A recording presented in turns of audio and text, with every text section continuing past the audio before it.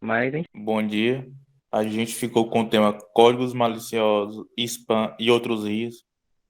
O nosso grupo é composto por Ana Beatriz, Arthur Bogiano, Douglas Vitor e Guilherme Bassalar. Sumário. A gente vai falar sobre o conceito base, engenharia social e zero day, diferentes tipos de códigos maliciosos e formas de infecção, principais problemas acarretados pelo spam e cuidados a serem tomados, outros riscos. bom, vou falar um pouco sobre os conceitos básicos voltados à área de malware. Pode passar. Bom, basicamente a área que estuda os malwares é a área de malware analytic ou analista de malware, tanto faz. Ela é parte integrante, assim, da segurança da informação, onde abrange sempre a segurança de três pilares específicos, que é a confidencialidade, meu Deus, espera, confidenciabilidade, que é o fato de manter a informação confiável e segura. Integridade, que é não modificar essa modificação de alguma forma. E disponibilidade, que é manter sempre essa informação disponível. E o objetivo de um malware, no final das contas, é sempre atingir um ou mais dessas três pilares principais. Vou passar. Colocando como referencial teórico, eu tenho a engenharia social, que é uma das principais formas aí que os malwares utilizam, né? O Guilherme vai explicar um pouquinho mais pra frente. Bom, ela se trata basicamente de persuadir a pessoa através de, não de meios tecnológicos em si, que é o caso do phishing, mas mais ou menos voltado à fala, né? Tipo, tentar persuadir a pessoa, convencendo ela de algo, ou em um momento de raiva, tratando com sentimentos que normalmente as pessoas usam para persuasão, né? São habilidades características de persuasão, enganação e tal. Kevin Mitnick, ele foi basicamente o pai dessa área de engenharia social. Foi um dos principais hackers aí mais famosos do mundo. Ele tem dois livros, A Arte de Enganar e A Arte de Invadir, que ele colocou essa arte como se fosse uma arte mesmo na engenharia social, como se fosse uma arte, que é a arte de enganar pessoas. E ela é utilizada até hoje. Ele foi tipo o pai do phishing, do do wrapping de informações via celular, que engenharia social também é aquela ligação que você recebe dos caras da cadeia, tá ligado? Aquilo também é engenharia social. É basicamente tudo que se reflete a persuadir você para trazer informações que você não deveria passar, senhas, acessos, essas coisas. Tem bastante filme que fala sobre isso também. Um do Leonardo DiCaprio, que eu esqueci o nome agora, mas é muito bom. Enfim, e o phishing, que ele é basicamente a engenharia social voltada a meios informáticos, que é o caso de páginas falsas, spam, e-mail, etc. Tudo que reflete a área tecnológica para enganar as pessoas. Hoje em dia é muito comum na internet, como vocês vão ver mais pra frente. E é isso. Vou passar. A outra forma que a gente tem como pilar aí do malware seria o Zero Day, que ele é basicamente uma forma que você não tem a interação do usuário, não é mais aquele ramo de engenharia social, de tentar enganar a pessoa para instalar tal coisa, essas coisas. Ele é justamente uma vulnerabilidade em sistema específico, ou um serviço de um sistema específico, né, como é o caso do SMB, do FTP, entre outras espools de impressão, entre outros serviços que o sistema operacional costuma ter normalmente, né? E quando uma falha dessa é encontrada, normalmente ela não tem correção por um longo período de tempo até que seja desenvolvida essa correção e atualizada em todos os sistemas possíveis. E mesmo assim, sempre vai sobrar algum que não atualizou, alguma coisa assim. E o Zero Day, ele é justamente essa falha que existe em um sistema que pode ser utilizada por atacantes, por exemplo, para conseguir acesso ao computador, ao dispositivo, ao sistema, enfim, de forma que sem a interação do usuário, ou seja, de uma forma que ele nem interaja com o usuário, só com um clique lá ele possa invadir o sistema. E, enfim, essa é uma forma que ela é rápida e bem destrutiva de se espalhar, né? Porque como não tem a correção, ela pode se passar praticamente automaticamente. Que é o caso de um exemplo que eu vou dar aqui, que é o MS17010, famoso Eternal Blue, que ele foi uma vulnerabilidade do Windows que teve no SMB dele, que é o sistema de compartilhamento de arquivos, e permitia que qualquer atacante em posse do exploit, ele simplesmente executava ali e poderia ter acesso a essa máquina se estivesse conectada na rede, de controle remoto e tudo que ele pudesse fazer dentro da máquina. Com isso, foi criado o WannaCry, que é um malware, que é um ransomware, que ficou bem famoso em 2017, né, que foi a época que essa vulnerabilidade saiu, porque ele engoliu metade da Europa e do serviço de hospital, de telefonia, tudo quanto é sistema que tinha essa vulnerabilidade, ele saiu catando e jogando ransomware dentro. Ele se espalhava automaticamente através das vulnerabilidades. Ele, no momento que ele invadia algum computador e criptografava ele todo, ele usava esse computador para escanear a rede e acessar os outros computadores demais que todos estavam vulneráveis. Então, isso fez com que a Microsoft tivesse que fazer um patch dessa vulnerabilidade muito rápido. Mas mesmo assim não adiantou muita coisa, porque ele invadiu metade da Europa e ainda espalhou para alguns países. Um exemplo aqui é o Brasil também, que foi sofreu um pouquinho com esse ransomware. Mas, enfim, esse não é o único, tem vários outros que vêm sendo lançados com o tempo aí. Sempre vai ter vulnerabilidade nova, então Zero Day é uma coisa comum e perigosa, né? Porque como não tem uma remediação, então, para quem cuida de servidor, por exemplo, de empresa, essas coisas, tem sempre que ter aquele botãozinho de tirar os cabos, essas coisas. Enfim, vou passar. Eu vou falar sobre diferentes tipos de códigos maliciosos e formas de infecção. Pode passar. Bom, a definição é código malicioso é uma espécie de código ou script que é nocivo, que tem o objetivo de criar espaços de vulnerabilidade no sistema. Ele gera violações de segurança, roubo de arquivos de dados e outras consequências danosas para o computador. Existem diversos fatores que levam à criação de um script para atacar o usuário, e os principais são coleta de informações confidenciais, vantagens financeiras ou até mesmo o vandalismo. Pode passar. Então, vamos começar pelos vírus. Ele é um programa ou parte de um programa produzido, que ele se propaga produzindo cópias de si mesmo. Aí ele se vincula a outras aplicações e arquivos e vai de um computador para outro, dependendo da rede que está conectado. Para que essa vinculação seja possível, ele tem que ter um programa hospedeiro, digamos assim, que deve ser legítimo. E a atuação desse código depende da execução desse programa. Tem vários tipos de vírus que podem permanecer inativos durante um certo tempo e começar a atacar durante a efetuação de algumas atividades específicas. Aí, depois que ele tem a infecção bem-sucedida, ele permanece inativo até o momento que o computador é obrigado a executar o seu código para realizar alguma atividade. E isso traz a possibilidade de que ele permaneça muito tempo oculto ali, sem dar qualquer sinal de existência. E quando conseguem terminar o computador, pode prejudicar também os computadores que estejam conectados àquela rede. E pode roubar até mesmo o controle da máquina. Os principais... Pode passar? Os principais meios de infecção são os e-mails, que muitas vezes têm um arquivo em anexo, e o conteúdo desse e-mail sempre induz o usuário a clicar, iniciando a execução e propagação dele. Também tem o vírus de script, que geralmente é escrito em linguagens como JavaScript e é recebido ao acessar a página web ou por algum arquivo em HTML, que também pode estar vinculado a um e-mail, por exemplo. Ele pode ser executado automaticamente a depender das configurações do navegador do usuário.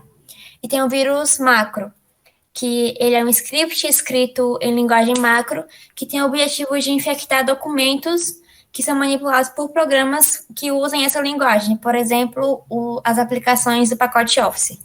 Pode passar. Pode passar. Ah. Bom, embora vírus comuns, eles precisam ter um programa para se espalhar, o worm, ou o verme, que é traduzido para português, ele é um pacote completo de autorreplicação. Ele é projetado para determinar como quebrar brechas de segurança no sistema e agir de maneira completamente autônoma. Quando a máquina de usuário é infectada por um verme ou um worm, ele ou qualquer outra máquina da rede infectada fica igualmente vulnerável. Ele pode ser detectado no modo indireto, como um PC lento na conexão com a internet. E devido à grande quantidade de recursos que ele possui, eles são responsáveis pelo agravamento e do desempenho da máquina. O número exorbitante de autocópias que ele tende a criar se espalham afetando o desempenho de maneira geral. O processo de propagação... Pode passar? Não, pera, volta, eu botei naquele mensagem. O processo para ele se propagar é feito, primeiramente, pela identificação dos computadores que vão ser infectados, pelo envio de cópias de si mesmo, que ele se autorreplica, pela ativação das cópias, e a partir daí ele recomeça um ciclo de autorreplicação para se propagar cada vez mais. Pode passar. Bom, boot e bootnet. O boot é um meio de invasão que recebe esse nome porque ele lembra um robô. Ele é programado para efetuar tarefas específicas no alvo afetado. Ele também é chamado de zumbi. Dentre as ameaças que existem na internet, ele é uma das mais perigosas e é uma das menos conhecidas pelos usuários. E assim como o Worm, é um programa independente que se propaga através do computador, tendo a possibilidade de invadir outras máquinas conectadas na mesma rede. Ele é um invasor que precisa de um servidor IRC que possui total controle sobre o bot, indicando atividades de alto risco para o computador. Aí logo ele se torna um veículo de spams e de phishing, que nem o Arthur já explicou. Aí a gente tem o botnet, que é uma rede formada por vários computadores zumbis, por vários bots, permitindo a potencialização dos danos que ele pode causar a essa rede. Aí tem o esqueminha simplificado, que ele exemplifica o funcionamento básico do botnet, que, primeiramente, um atacante propaga um tipo específico de bot na esperança de infectar e conseguir a maior quantidade possível de zumbis. Aí os zumbis ficam à disposição do atacante, que agora é seu controlador, à espera dos comandos a serem executados. Quando o controlador deseja que uma ação seja realizada, ele envia aos zumbis os comandos a serem executados usando, por exemplo, redes do tipo P2P ou servidores centralizados. E os zumbis executam, então, os comandos recebidos durante o período que é determinado antes pelo controlador. Quando a ação se encerra, os zumbis voltam a ficar à espera dos próximos comandos a serem executados. E para reiniciar todo o processo de infecção e enfim. Pode passar. Bom, spyware é um termo para um software malicioso que tenta infectar o computador, que coleta informações sobre o usuário, navegação e hábitos de uso de internet. Não importa a maneira de invasão da máquina, ele é executado sempre silenciosamente em segundo plano, agindo na coleta de informações. É uma ameaça que age de forma imperceptível, geralmente ele abre caminhos no computador sem que o usuário saiba ou tenha permitido. Ele cria, assim, uma fixação no sistema operacional. Pode ser considerado de uso legítimo quando o próprio usuário permite a instalação, seja consciente ou não, porque ele pode não ler os termos da aplicação que ele está instalando ou algo assim, e pode instalar por engano. E assim como pode ser entendido como malicioso, executando atividades que podem comprometer a privacidade do usuário. Aí existem alguns tipos de spyware que são capazes de capturar e armazenar teclas digitadas pelo usuário no teclado do computador.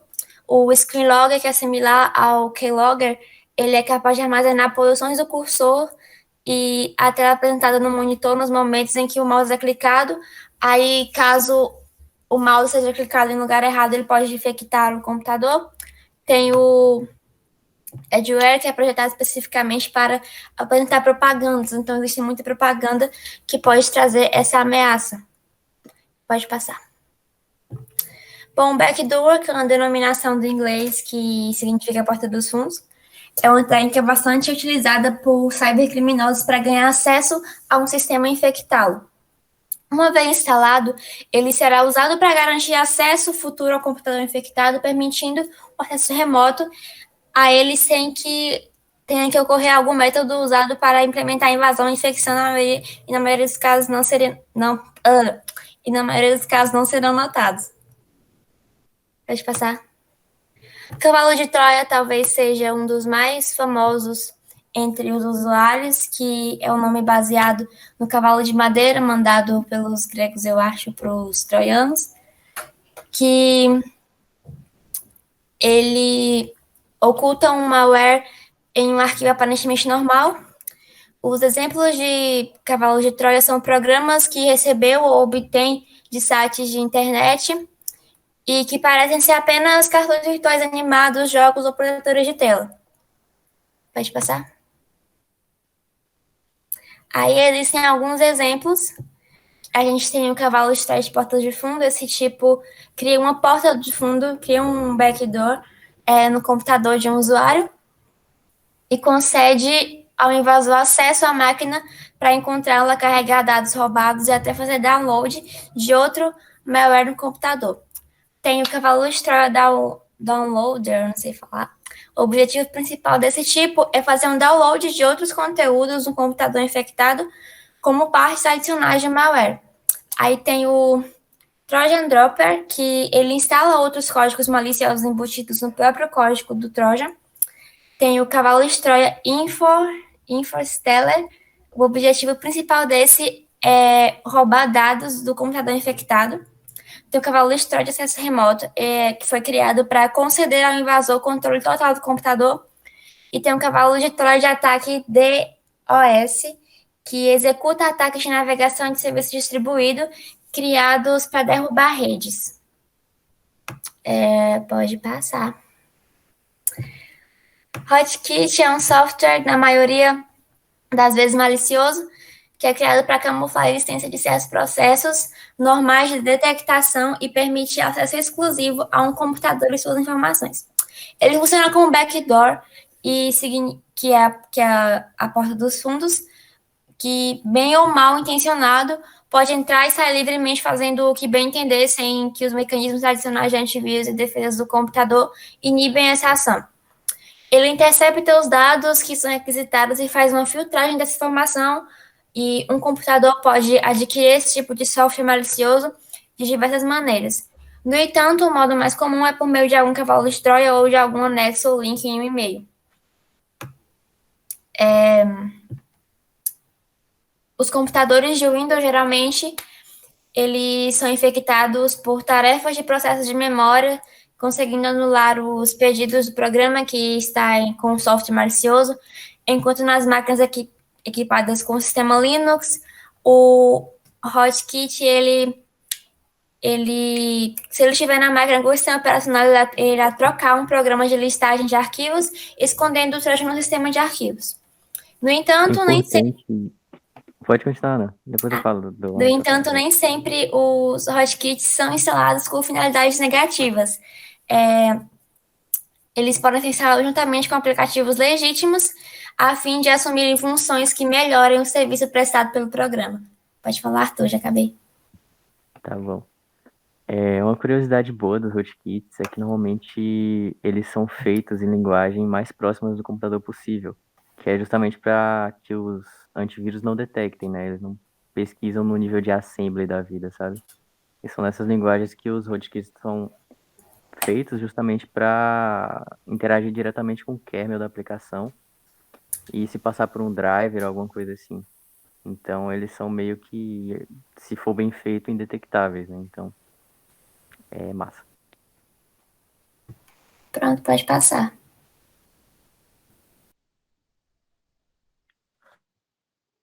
Bom, agora eu vou falar um pouco sobre o spam.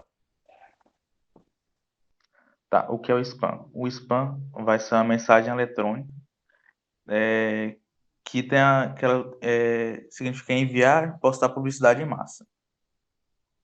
Normalmente, todo sistema de e-mail tem uma caixa de spam. E o que seria spam? Seria várias mensagens que são enviadas sem a pessoa querer receber esse tipo de mensagem. Tá. Ela é subdividida em vários tipos, como correntes, estelionato, golpes, propagandas e vírus. As correntes são muito mais comuns em grupos de WhatsApp, por exemplo. Envie tal mensagem para tantas pessoas e vai acontecer isso com você.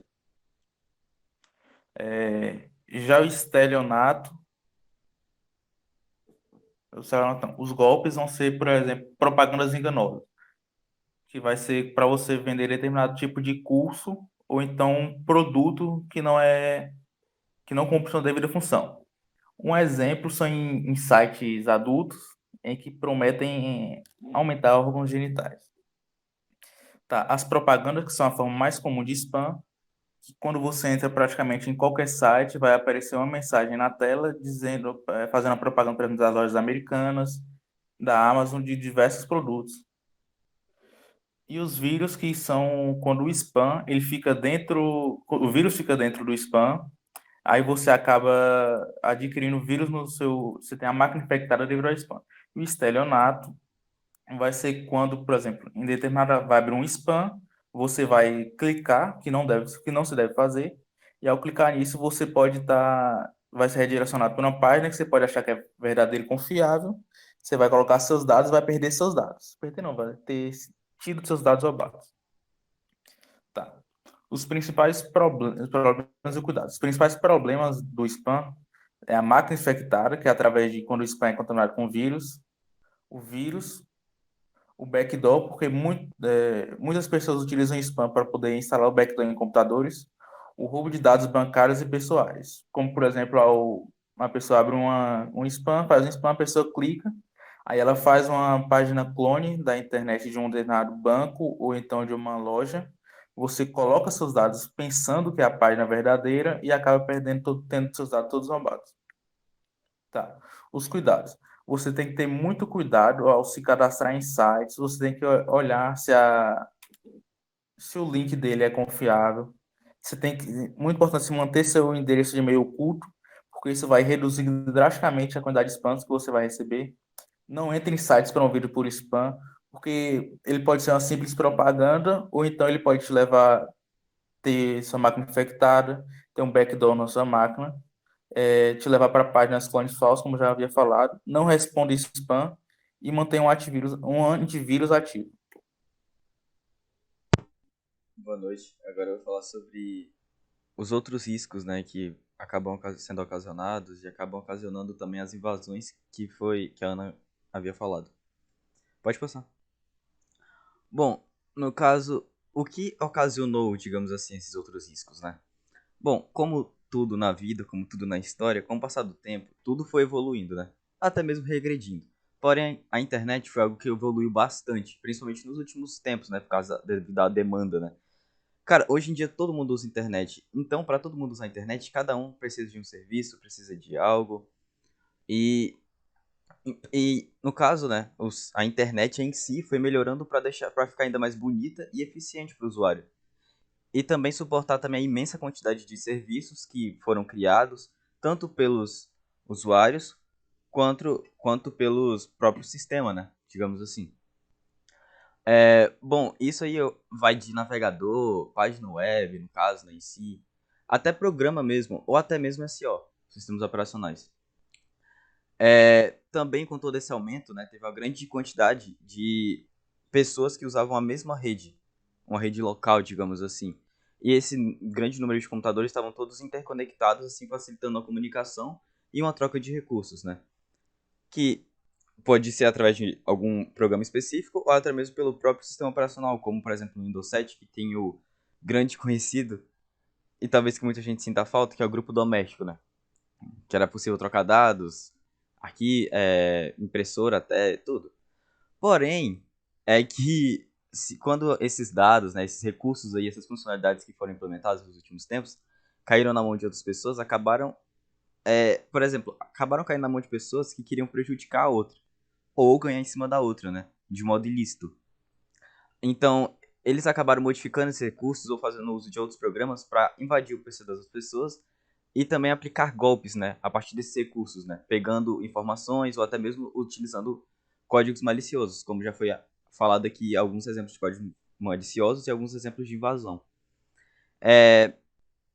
Então eu vou explicar alguns deles, né, digamos assim. Porém, vamos lá. O primeiro, cookies. Todo mundo conhece os cookies, né? O cookie é o quê? É um recurso que ele é bastante utilizado por todos nós. Ou seja, ele tem a função de facilitar bastante a vida do usuário, já que ele tem a função de armazenar o seu histórico em sites, a pesquisa por itens, até aquele carrinho de compras que você montou semana passada e não voltou, sabe? Então, é isso aí que ele tem a função, né? Também tem a função de guardar senhas, cartões, algo que eu não recomendo muito, que eu vou falar o porquê. E mesmo que também tenha, né, temporário, ele possa ser temporário, assim, quando você fechar o navegador ele também encerra, mas também pode ser para sempre, né? Digamos assim, quando você abre muito a Netflix, se você colocar N no navegador, ele vai completar automaticamente Netflix. E isso é um cookie. Bom, então eu vou explicar aqui os riscos dele, né? Um dos riscos dele é o compartilhamento de recursos, ou compartilhamento também da informação do usuário, que acaba sendo um risco, né? Já que o cookie ele coleta essa informação, coleta tudo para filtrar e fazer recomendações boas para o usuário. Por exemplo, quando você entra num site, por exemplo, eu quero comprar uma câmera. Você vai ver que, posteriormente, tudo vai aparecer câmera, câmera, câmera, câmera, e isso também é um cookie, tá ligado ao cookie. E também, porém, isso pode acabar atrapalhando sua privacidade, já que pode aparecer muito, pode acabar te privando disso, né? Pode acabar, por exemplo, você pode querer ver outro tipo de coisa, pode querer ver uma cadeira e tá lá, câmera, câmera, câmera. Isso é complicado. Um grande problema é a exploração das vulnerabilidades, né? Que é exatamente isso, né? Ele te deixa vulnerável, já que ele compartilha também algumas informações sobre o computador. O que acaba algumas informações dessas sendo prejudiciais. Ou seja, se a pessoa tentar invadir com essas informações e conseguir, já era, né? Bom, a autenticação automática, né, como eu já falei, é quando você deixa ela logado, né? Salvar login, salvar senhas. Isso aí nem preciso, acho que falar bastante, né? Porque se uma pessoa tiver acesso ao seu computador, ou se digamos assim, conseguir invadir, ela vai ter esse acesso a isso. Então ela vai poder usar seu cartão de crédito, vai poder entrar na senha do seu banco, vai poder acessar sua conta na Netflix e tudo mais. Também é possível que a sua privacidade também seja bastante reduzida, né? Caso os cookies começam, como eu falei, a privar e que também coletar dados e informações em formulários webs, né? Quando você preenche alguma coisa, para usar posteriormente em ataques ou algo do tipo, né? Para você pegar esses dados. No caso, como seria a prevenção? A prevenção é simples, digamos assim, é você configurar o seu navegador. No caso, você pode alterar o uso de cookies do navegador, por exemplo, deixando no máximo no médio a intervenção deles, porque ali acima disso vai começar a te privar, vai começar a encher o saco, digamos assim. Também você pode bloquear o uso de cookies em alguns sites e só deixar nos que você confia, digamos assim. E também é possível configurar para que todos sejam temporários. Lembra que eu falei que tem temporários e permanentes? Exatamente. Então, tem como você deixar apenas para que sejam temporários. Caso você encerre uma sessão, um navegador, ele acabe. E também tem outra opção, que é para você não aceitar cookies externos, porque também pode ter cookies externos de outros sites dentro do domínio que você está. Por exemplo, você pode estar no YouTube, pode ter um domínio da Netflix, digamos assim, pode ter um cookie da Netflix. Então, você pode também privar isso. Pode passar. Tá bom, códigos móveis. Os códigos móveis, eles são aquilo que hoje em dia deixou bastante bonito, né? Os desenvolvedores deixaram as páginas web bonitas, né? Melhoradas tanto em aparência quanto em funcionalidade. Um dessas grandes razões é o JavaScript, que eu vou falar posteriormente. Porém, tudo, caso seja mal implementado, ou uso demais, ou tudo mais, pode acabar gerando uma grande vulnerabilidade, e assim possibilitando alguns riscos, né? Dando alguns riscos de invasão, algumas vulnerabilidades.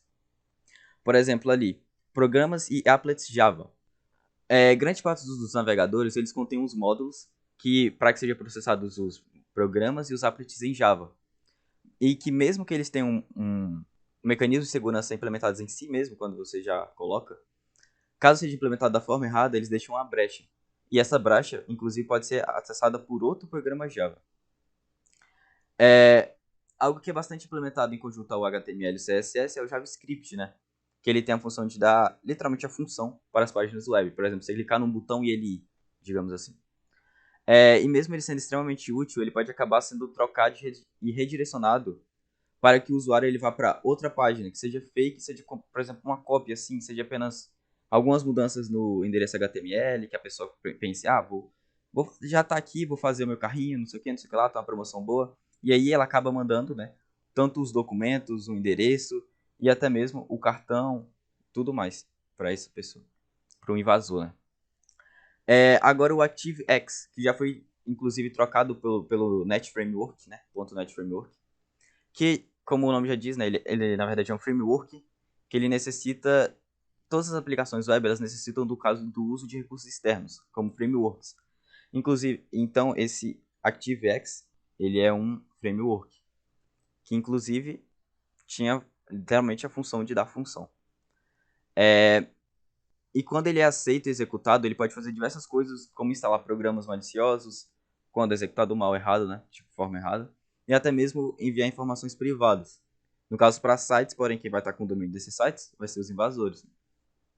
Então, como é que a gente pode prevenir isso, né? Para prevenir esses riscos, é recomendado que seja feita uma configuração, assim como no que eu falei antes, né? No caso, nos cookies, para que, porém, eles não podem ser tirados totalmente. Uma coisa que eu, inclusive, esqueci de falar nos cookies, porque eles são importantes. Sem eles não funciona a navegação web, eles são essenciais. E uma das dicas seria fazer uso de complementos que acabam liberando gradualmente a execução. Por exemplo, você tem certeza? E isso vai indo, entendeu? Vai fechando já também. E também definir para que o ActiveX só possa ser executado quando vier de um site confiável.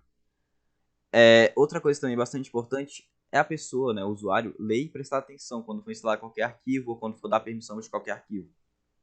Pode passar. Essa aqui eu não preciso falar muita coisa, né? Janelas pop-up. É aquelas janelas que aparecem quando você está no navegador e aparece bem no cantinho da tela, assim, em cima, bem sobrepondo os dados, as informações da página, né? Que aparece sem nenhuma permissão ou sem nenhum aviso, né? Bom, agora vamos falar dos riscos, né? No caso, além das aparições indesejadas, por exemplo, como até Douglas já falou, né? Por exemplo, pode ser um spam. É algo semelhante àquilo do spam também, né? Caso, dependendo do site você entre ou algo do tipo, pode aparecer mensagens indesejadas, pode aparecer imagens indesejadas, pode aparecer informações indesejadas e até mesmo propagandas fakes, né? Que vai fazer a pessoa clicar. E quando a pessoa clica, ela já é redirecionada para uma página falsa, onde ela vai acabar baixando algum código malicioso ou até mesmo dando informações privadas, né? Preenchendo algum formulário. Então é exatamente isso, aparições indesejadas, e essas aparições indesejadas acabam levando o computador a ser infectado ou até mesmo enviar informações privadas, né? E bom, para prevenir que isso aconteça, o recomendado é configurar o navegador para que ele bloqueie as janelas de pop-up, já que em sua grande maioria é algo ruim. Porém, mas caso você goste, caso em alguma página que você acesse bastante seja confiável para você queira, então é só criar uma lista de exceção. E você coloca apenas esse site ou esses sites que você queira que apareça os pop-ups. Pode passar. Caso tu use Internet Explorer da vida. Exatamente, velho. Hoje em dia é bem mais tranquilo, né? Por exemplo, no Opera GX que eu uso, é bem mais tranquilo. Vamos lá. Plugins, complementos e extensões. Bom, é bastante comum, né? Você baixar alguns complementos, algumas extensões, alguns plugins no próprio navegador. Por exemplo, de aumentar áudio ainda mais, de procurar algum cupom cupom de desconto, né? Que tem plugins que faz isso. Ou até modificar o seu navegador, né? Deixando o tema noturno e tudo mais. Ou seja, eles têm a função de dar mais funções, literalmente, e possibilitar o usuário a ter mais possibilidades, digamos assim, dar mais possibilidades para o usuário. Sendo inclusive disponibilizados no próprio navegador. Só que assim, tem alguns navegadores que são bastante rígidos para isso, ou seja, só pode ir aqui, tal, licenciado, tudo mais. Porém, tem alguns navegadores que, digamos assim, não estão nem aí para isso. Qualquer pessoa pode ir lá, colocar e acabou. Mesmo até, acredito que até mesmo os mais rígidos ainda tem alguns arquivos que acabam vindo, né? Mesmo que pareçam que não acabam vindo, né? Aqueles que acabaram de lançar ou algo mais. Então, é por isso que nas prevenções eu vou falar mais sobre, né? Como evitar isso. Bom, mas como isso acaba sendo ruim, né? Caso você baixe algum arquivo desse e dentro desse plugin ou esse complemento ou essa extensão, dentro desse recurso tem algum código malicioso, ele pode acabar prejudicando seu computador, executando ações, né, que prejudicam o computador, pode acabar pegando seus dados e até mesmo invadindo sua privacidade, né? Que é a primeira coisa que ele vai fazer a partir do momento de invadir seu computador, né? inclusive pegando, no caso, suas informações. Porém, para prevenir isso é bastante simples, né? O recomendado é que você use alguns mecanismos de segurança, como, por exemplo, antivírus, que o Kaspersky tem na web, tem senha, tem tudo, que é um antivírus, na minha opinião, melhor.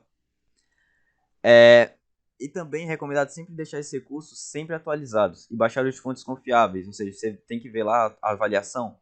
Por exemplo, tem de 5 estrelas, né? Você vê, tá 4,5, por que tá 4,5? Por que tá 3? E você lê também o comentário das outras pessoas, né? Por exemplo, porque vai ter pessoa que vai dizer a verdade, né? Vai falar, o programa tem tal, tem um problema. Mas e se você mesmo se querer o problema? É claro que você não vai querer um vírus, né? Alguma invasão, digamos assim, algum código malicioso. Mas é isso aí. Recomendado sempre ler bastante antes de baixar alguma extensão. Pode passar. Links patrocinados. Sim, com o grande uso e o crescimento da internet, algumas lojas físicas, né, acabaram ficando para trás, né? Muita gente quer comprar hoje pela internet. Então até essas lojas físicas se forçaram a também criar uma loja online, né? Então tem sido feita a divulgação online de muitas promoções, né? Por exemplo, aqui eu coloquei um GIF, link em bio, né? Que tem muito no Instagram. Por exemplo, não só no Instagram, mas acho que acredito que tem no YouTube, Facebook, em tudo quanto é lugar tem isso. Até mesmo em páginas webs normais, tipo blogs. Que no caso quando a pessoa clica nisso aí, aparece por exemplo, uma promoção, e a pessoa clica nisso aí ela já vai com a sua conta cadastrada, ou seja, vai botar login e senha. E caso não tenha, ela vai criar esse login e senha. Porém, isso é algo bastante complicado, bastante perigoso, na verdade, já que é bastante visado para os ataques, porque pode ser usado um redirecionamento para isso, ou seja, pode a pessoa ser redirecionada para uma página exatamente igual que foi criada. E isso acaba a pessoa preenchendo os dados, criando login e senha, e ela vai usar o login e senha da página oficial, então a pessoa que pegou esses arquivos já vai ter da página oficial também. E quando a pessoa também pode baixar uns arquivos, ela pode acabar inserindo algum código malicioso infectando o computador. E o que fazer para que isso não ocorra, né? Qual é o nosso método de prevenção dessa vez? O grande método de prevenção é apenas um, que você não faça uso de site de buscas para acessar algum site. Apenas digite, pesquise. Vá no site oficial, tenha paciência. Se não tiver a promoção, não tente comprar algo que está tão barato e que não vale a pena, que vai, além de trazer problemas no seu computador, infectar ele, você vai gastar dinheiro à toa, já que o dinheiro vai para quem invadiu, né? Não vai para você comprar o que você tanto queria. Pode passar. Banners de propaganda. Sim, os banners de propaganda, né, já diz, né, é algo que contém uma propaganda, né, como por exemplo, em sites no YouTube, você entra lá direto e tem, por exemplo, da Netflix, da Amazon e tudo mais, nos espaços vagos do YouTube, né, ou seja, é exatamente isso. São algumas empresas que pagam pelo espaço em alguns sites. Por exemplo, pode ser até tipo o YouTube, quanto um blog do Cid Vilares, entendeu? Tanto algo regional que é exatamente isso, recheado, e a pessoa paga, então muito bom, né? A pessoa ganha pelos cliques, e a pessoa que, no caso, pagou por isso, ela ganha pelas compras, né? Que ela vai acabar atraindo clientes. Porém, algumas pessoas maliciosas acabaram criando anúncios falsos, para que caso o usuário clique, ele acabe espalhando esse anúncio para diversas páginas do navegador. Ou seja, a pessoa, né, a pessoa que invadiu, né, ela vai acabar ganhando por clique. Então você vai ficar, quando você clica em alguma propaganda, algum pop-up, alguma coisa assim, e fica aparecendo muito, é exatamente isso, né? Isso é chamado de malvertising, que no caso seria marketing, digamos assim, falso ou malicioso, né? Que é exatamente isso, né? O que eu falei. Ou seja, você paga por algo que é uma propaganda maliciosa, né? Você clica nisso e acaba invadindo seu computador. Bom, aí como prevenir isso, né? É só recomenda ter o maior cuidado para clicar nesses banners, mesmo em algumas páginas que você confie. Principalmente em páginas que você não confie, não clique. É melhor você ter alguma certeza, né, antes de clicar. E sempre também manter tudo atualizado, do PC, antivírus e tudo mais. e também fazer as configurações certas no navegador, não permitindo a aparição ou algo do tipo. Pode passar. Programas de distribuição de arquivos, também conhecido como P2P. Toda vez quando você escuta programa de distribuição de arquivos, você pensa, meu Deus, o que vai ser isso? E, no caso, são programas que têm a função de permitir que o usuário compartilhe arquivos com si mesmo. Um grande conhecido e muito utilizado é o Torrent, ou o BitTorrent também. Porém, vamos lá saber alguns riscos, né? Digamos assim, o acesso indevido. Caso o Torrent, ou o BitTorrent, vou usar como exemplo, ele esteja mal configurado, ou esteja com alguma vulnerabilidade, ele pode acabar permitindo que haja o acesso de códigos maliciosos. Porque ele, digamos assim, que ele não tem um antivírus próprio. Então você tem que ter cuidado de onde é que você baixa, do site que você baixou, você tem que ter cuidado se o arquivo é realmente isso, tudo mais. Por exemplo, aqui, caso a fonte que foi baixada, o arquivo tenha sido perigoso, né, exatamente o que eu falei, o site tenha sido perigoso, é muito comum que venha com códigos maliciosos. Então é melhor, caso você não tenha certeza, não tentar. Um que acho que muita gente comete é a violação de direitos autorais, que pode causar crime. É um crime, na verdade. Pode causar até multa ou até prisão. Que caso seja feito o download de arquivos que contêm direitos autorais, como filmes, músicas e tudo mais, você acaba apoiando a pirataria, e isso é crime. Como prevenir isso? Para prevenir que esses riscos ocorram, é recomendado que o programa de distribuição de arquivos ele seja bem configurado e esteja sempre atualizado. E também é recomendado que o antivírus do seu sistema e também o seu sistema esteja sempre totalmente atualizado. E por último, mas não menos importante, é necessário também a atenção de onde você vai baixar e o que você vai baixar, né, para que não viole os direitos autorais. Pode passar. Por último, tem o compartilhamento de recursos, que foi exatamente aquilo que eu falei lá no início, do Windows 7, que tinha o grupo doméstico. Exatamente isso, né? O grupo de rede doméstico, né? Eram computadores na rede que podiam compartilhar recursos entre si, como, por exemplo, arquivos, né? Desde documentos, até os downloads, até a área de trabalho, até impressoras, até tudo mais. Tudo você podia compartilhar se você quisesse. Porém, isso pode acabar deixando a pessoa vulnerável, né? Já que os acessos desses arquivos por outras pessoas pode acabar sendo bastante prejudicial, já que lá tem coisas muito privadas, né?